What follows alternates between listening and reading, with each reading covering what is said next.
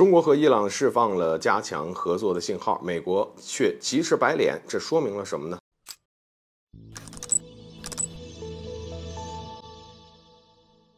大家好，欢迎来到赵太阳观察室。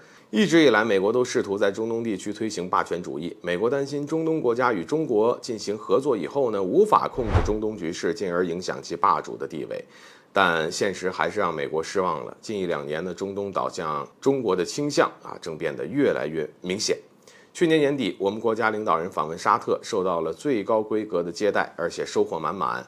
而眼下中美关系呢，正因气球事件变得高度紧张。如此敏感的时期伊朗总统又亲自来华访问，让人感觉中东格局真的是要变天了。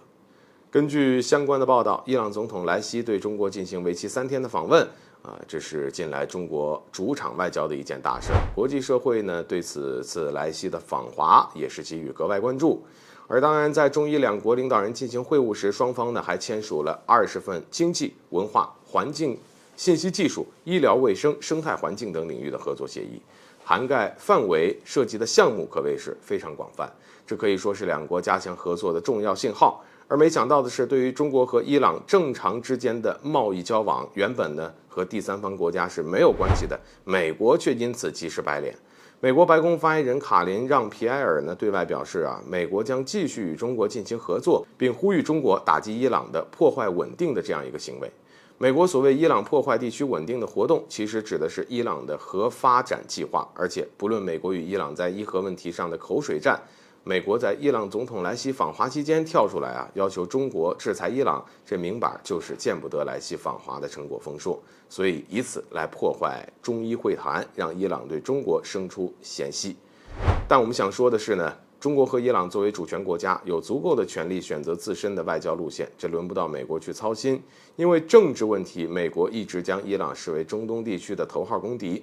虽然说也一直希望能够重新恢复伊核协议，但却没有一点诚意，始终不愿停止对伊朗的非法单边制裁。美国如此行为不仅破坏了国际的规则，同样也无益于伊朗民众的利益。而中方向来呢，反对任何国家以任何借口干涉别国内政的行为，也反对美国动辄对别国进行制裁。当然了，如果美方偏要一条路走到黑，我们也左右不了，因为这属于美伊两国的内政。但美国呢，如果想要挑拨中伊关系，我们是绝对不会允许的，因为中伊两国的关系也不会因为美国而发生改变。所以我们不难看出呢，对于中伊关系走进拜登政府似乎是着急了，所以才会急于破坏中伊两国之间的关系。那么道理很简单，现在中国和伊朗加强合作，在一定程度上呢，也可以增强二者抗衡美国打压的能力。这自然是拜登不愿意看到的画面。不过美国着急，也恰恰说明了中国的这条路是正确的。